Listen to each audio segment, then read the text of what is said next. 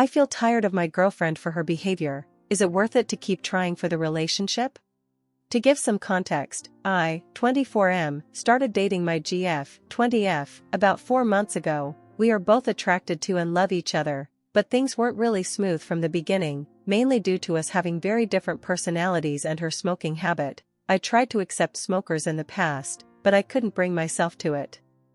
To give some context, I am very successful at my age. I came top of the year in school and university, have multiple academic achievements regarding science and engineering, have a 3-bedroom apartment bought with my own money, cars, and so on, and now I work a job that provides a salary in the 10% of the general population in my country. I also have a brother with Down syndrome who I love, and the reason behind every achievement was to secure a future for me, my future family, and to be able to, when the time comes, take care of him.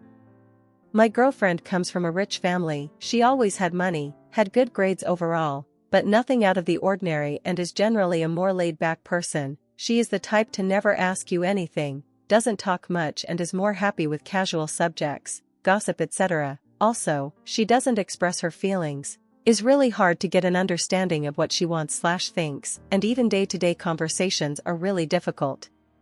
Like I have to literally pull words out of her mouth in order for her to talk. For context, she is the type to never tell you when you upset her, not until the point she can't take it anymore and comes out in an outburst of anger and tears. I made multiple efforts to express my feelings for her. I never backed down from attending an invitation from her. I always made time to meet with her after work and take her to nice places, malls, restaurants, etc., bought gifts, showed interest towards knowing her needs and wants, passions and hobbies, meet her parents from early on. I see it as a good thing so her family know I'm not ill intent and that she is safe when going out with me. Most of the fights we ever had started from her not communicating what she didn't like/want and from saying things in a hurtful manner. She claims that is not her intention. I kept making her have discussions with me in order for her to start communicating, and we both made certain changes to our behavior in order to better suit the relationship and for us to better understand each other. I started being more understanding and laid back. She started communicating more and tends to, sometimes, tell me things that didn't sit right with her. On top of these things, she doesn't know how to manage her schedule. I am always the one to try and organize things, going out, plan trips and so on. Before Christmas Eve I tried to schedule something with her, like having dinner together or with the families, meeting at one of our places to exchange gifts. Her response was to not want to schedule anything and that she isn't going out during Christmas. After that, she asks me if we can meet at night, in the park, to exchange gifts. Meanwhile, me, her family and my family thought we would have something planned out. I went to exchange gifts. I vented out about her inconsistent style. She apologized and from then on accepted to things the way I planned them. The rest of the New Year period went well, we had fun, went out almost every day, etc. Fast forward to a couple of days ago, I had a spontaneous plan with my parents to make a one-day trip to the sea to eat a restaurant we love, at like a 2 to 3 hours drive. First thought was to invite my GF with me. I told her the schedule we planned and that we would be back at around 7 to 8 p.m., and she accepted. When me and my family were ready to leave, a neighbor came to bring a gift and have a chat with us, so the departure time was delayed for about 40 minutes. She then told me that she is not coming anymore because she wants to be home by 7 p.m. so she can still spend some time with her family. For context, she lives with her family and spends many hours together, and the time she was out, she was with me. At that point I started to be annoyed. First you say you want to come, then you don't. The purpose of the trip was to have a nice time away from every chore or responsibility, not to stay focused on the clock because she wanted to be back at 7 p.m., which is a bit ridiculous since it was in total a 5 to 6 hours drive. I told her that it's annoying when you want to plan things and she can't decide. I had no problem with her choosing to stay with her family from the beginning, but the indecisiveness was the annoying part. The night I got home, we FaceTimed and she told me that she didn't like my tone and that she would have come if it were to go only the two of us, that we don't go to any nice places. We literally went to a nice restaurant a day prior to celebrate 4 months together. Without my parents, we had only one night out in the past to the theater and restaurant after, and that we can use her car to go places if I want to, as if fuel costs were a problem for me, which never were. Now she is mad at me for being cold, because I am simply tired of her. I simply do not feel the need to see her, and I'm really questioning her being in my life in the future. As of now, we don't talk as much as we used to, and she fears that I might break up with her and go find someone else. Forgot to mention that at an event that took place at her house, I started explaining something to the guests at the table and everyone was listening. Moment she blatantly interrupted me 3 times consecutively. After that, the guests at the table didn't bother to listen to me anymore and even made silly jokes about me not being listened. I then pulled her to the side and scolded her for being a jerk, which I apologized for. After that moment, her mother thought I went too far and pressured her to break up with me. They thought that me calling her jerk would mean the next step would be to become physically aggressive, which I never was. At that point, my GF decided to break up with me through a text over the fact that she can't bear the pressure anymore. I calmed her and both decided to come to her house. Talk to her mother and calm things. After I did all of these, her mother was again okay with me, but it was a very draining and stressful moment, because at that moment I chose to fight for what I loved. Is there any point in continuing the relationship or should I end things? Second story. My parents broke up at New Year's Eve and did how to proceed with housing the displaced parent. I am an adult renting an apartment.